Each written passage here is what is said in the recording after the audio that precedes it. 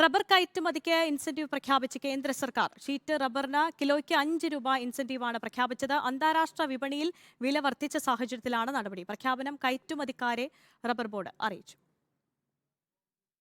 RSS 1 മുതൽ RSS 4 വരെയുള്ള rubber ഷീറ്റിന് കിലോയ്ക്ക് 5 രൂപയാണ് ഇൻസെന്റീവ്. ജൂൺ മാസം വരെയാണ് ഷീറ്റ് റബ്ബറിന് കിലോയ്ക്ക് 5 രൂപ ഇൻസെന്റീവ് ലഭിക്കുക. 40 ടൺ വരെ കയറ്റുമതി ചെയ്യുന്നവർക്ക് 2 ലക്ഷം രൂപ ഇൻസെന്റീവ് ലഭിക്കും. അടുത്ത 2 വർഷത്തേക്ക് റബ്ബർ കർഷകർക്ക് സബ്സിഡി സ്കീമുകളും കൊണ്ടുവരും. It is only for the export of RSS 4 and above grades of sheets, 5 rupees per kg. Of course, there is a maximum cap for per exporter 2 lakh. Rubber കയറ്റുമതിക്കാരുമായും ഡീലേഴ്സുമായും rubber board executive director Vasanthakesh ചർച്ച നടത്തി. Rubber ഉൽപാദനക്കുറവ് വലിയ ആശങ്ക ഉണ്ടാക്കുന്നുണ്ട്. കേന്ദ്ര സർക്കാർ തീരുമാനം പ്രയോജനം ചെയ്യുമെന്നാണ് കയറ്റുമതിക്കാരുടെ പ്രതീക്ഷ.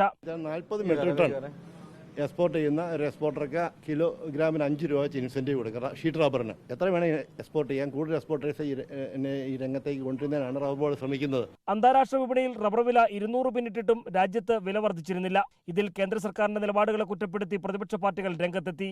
ഇതിനുള്ള മറുപടി കൂടിയായിട്ടാണ് ഇൻസെന്റീവ് വർധന.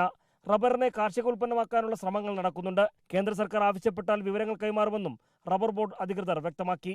റിപ്പോർട്ടർ, കോട്ടയം.